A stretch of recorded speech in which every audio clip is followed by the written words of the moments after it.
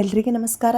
Welcome to my channel. ಇವತ್ತು ನಾನು ಪುಂಡಿ ಪಲ್ಯ ಚಟ್ನಿ ಮಾಡ್ತಾಯಿದ್ದೀನಿ. ಅದಕ್ಕೆ ಮೊದಲು ನಾನು ಒಂದು ಕಟ್ಟದಷ್ಟು ಪುಂಡಿ ಪಲ್ಯ ತೊಗೊಂಡು ಸ್ವಚ್ಛಂಗೆ ಅದನ್ನೆಲ್ಲ ಚೂಟ್ಕೊಂಡು ನಾನು ಸ್ವಚ್ಛ ತೊಳೆದು ನೀರಾಗಿ ತೊಳ್ಕೊಂಡು ಒಂದು ಕುಕ್ಕರ್ದಾಗ ಬಿಸಿ ನೀರು ಕಾಸಾಕಿಟ್ಟು ಅದಕ್ಕೆ ಈ ಪುಂಡಿ ಪಲ್ಯ ಹಸಿಮೆಣ್ಸಿನ್ಕಾಯಿ ಮತ್ತು ಒಂದು 5-6 ಕಾಳದಷ್ಟು ಮೆಂತ್ಯ ಹಾಕಿ 1 ಅಥವಾ 2 ವಿಸಲ್ ಕೂಗಿಸ್ಕೊಂಡೀನಿ. ನೋಡಿರಿ, ಈ ಥರ ಮೆತ್ತಗಾಗಬೇಕು. ಇದನ್ನು ಹುಳಿ ಬಸಿ ಸಲಿಂದ ನಾವು ಇದನ್ನು ನೀರು ಶೋಧಿಸ್ಕೋಬೇಕು. ಇದನ್ನೆಲ್ಲ ನೀರು ತಕ್ಕೊಂಡ್ಮೇಲೆ ನಾವು ಒಂದು ಚಟ್ನಿಗಲಕ್ಕೆ ಇದನ್ನು ಟ್ರಾನ್ಸ್ಫರ್ ಮಾಡಿಕೊಂಡು ಇದಕ್ಕೆ ಸ್ವಲ್ಪ ಒಂದು 4ರಿಂದ 5 ಬೆಳ್ಳುಳ್ಳಿ, ಒಂದು ಅರ್ಧ ಚಮಚದಷ್ಟು ಜೀರಿಗೆ, ಆಮೇಲೆ ಮತ್ತು ಸ್ವಲ್ಪ ರುಚಿಗೆ ತಕ್ಕಷ್ಟು ಉಪ್ಪು ಹಾಕ್ಕೋಬೇಕು.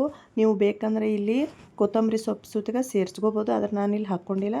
ಇದು ನಮ್ಮ ಕಡೆ ಚಟ್ನಿ ಈ ರೀತಿಯೂ ಕುದಿಸ್ಕೊಂಡು ಮಾಡ್ತಾರೆ. ಇಲ್ಲಪ್ಪ ಅಂದ್ರೆ ಇದನ್ನು ತವಿಯೊಳಗೆ ಇಟ್ಕೊಂಡು ಇದನ್ನು ಹುರಿತಾರೆ, ಚೆಂದಂಗೆ ಹುರಿದು ಆ ರೀತಿಯೂ ಕೊಡ್ತಾರೆ. ಅದನ್ನು ಒಂದು ಸಲ ನಾನು ಟ್ರೈ ಮಾಡಿ ರೆಸಿಪಿ ಹಾಕ್ತೀನಿ. ನೋಡಿರಿ, ಈ ರೀತಿ ಚೆನ್ನಾಗಿ ಸಣ್ಣಗೆ ಆಗಂಗೆ ಕುಟ್ಕೋಬೇಕು. ಇದು ಹೆಲ್ತಿಗೆ ತುಂಬ ಒಳ್ಳೆಯದು. ಅದ್ರಾಗ ಈ ಚಳಿಗಾಲದಾಗಂತೂ ತುಂಬ ರುಚಿಯಾಗಿ ಬರ್ತದೆ. ನೋಡಿರಿ, ಈ ರೀತಿ ಕುಟ್ಕೊಂಡ್ಮೇಲೆ ಇದಕ್ಕೆ ನಾನು ಒಂದು ಅರ್ಧ ಉಳ್ಳಾಗಡ್ಡಿ ಹಾಕೋತಾ ಇದ್ದೀನಿ. ಈ ಉಳ್ಳಾಗಡ್ಡಿ ಫುಲ್ ಸಣ್ಣ ಮಾಡಬಾರ್ದು, ಅದು ಏನು ತಿನ್ನು ಮುಂದೆ ಉಳ್ಳಾಗಡ್ಡಿ ಬಾಯಾಗ ಸಿಗಬೇಕು, ಒಂಥರ ಟೇಸ್ಟ್ ಬರ್ತದೆ. ಒಬ್ಬೊಬ್ಬರು ಬರೀ ಬೆಳ್ಳುಳ್ಳಿ ಹಾಕ್ಕೊಂಡೆ ಮಾಡ್ತಾರೆ, ನಾನಿಲ್ಲಿ ಉಳ್ಳಾಗಡ್ಡಿ ಹಾಕ್ಕೊಂಡೀನಿ. ನೋಡಿರಿ, ಇದನ್ನು ಚೆಂದಂಗೆ ಕಲಿಸ್ಕೊಂಡ್ರೆ ಆಯ್ತು. ಈಗ ಸ್ವಲ್ಪ ನಾವು ಬೇಕಂದ್ರೆ ಏನೋ ಸ್ವಲ್ಪ ಉಪ್ಪು ನೋಡಿಕೊಂಡು ಉಪ್ಪು ಹೆಚ್ಚು ಕಡಿಮೆ ಮಾಡ್ಕೋಬೋದು. ನೋಡಿರಿ, ಈಗ ನಮ್ಮದು ಪುಂಡಿ ಪಲ್ಯ ಚಟ್ನಿ ರೆಡಿ ಆಯ್ತು. ಇದು ಬಿಸಿ ಬಿಸಿ ರೊಟ್ಟಿ ತುಂಬ ಆಮೇಲೆ ಖಡಕ್ ರೊಟ್ಟಿ ಅದಕ್ಕೆ ತುಂಬ ಸೂಟ್ ಆಗ್ತದೆ.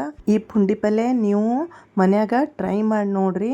ಇದನ್ನು ನಾವು ಬಿಸಿ ರೊಟ್ಟಿ ಜೋಡಿ ಸ್ವಲ್ಪ ಮ್ಯಾಲೆ ಎಣ್ಣೆ ಹಾಕ್ಕೊಂಡು ತಿಂತಾರೆ ನಮ್ಮ ಸೈಡ. ತುಂಬ ರುಚಿಯಾಗಿರ್ತದೆ. ನೀವು ಈ ವಿಡಿಯೋ ಹೆಂಗೆ ಬಂತು ಅಂತ ಒಂದು ಕಮೆಂಟ್ ಮಾಡಿರಿ. ಹಾಗೆ ಈ ವಿಡಿಯೋ ಇಷ್ಟ ಆದರೆ ಒಂದು ಲೈಕ್ ಮಾಡಿ, ಶೇರ್ ಮಾಡಿ. ಹಾಗೆ ನನ್ನ ಚಾನಲನ್ನು ಸಬ್ಸ್ಕ್ರೈಬ್ ಮಾಡೋದನ್ನು ಮರಿಬೇಡಿ. Thanks for watching.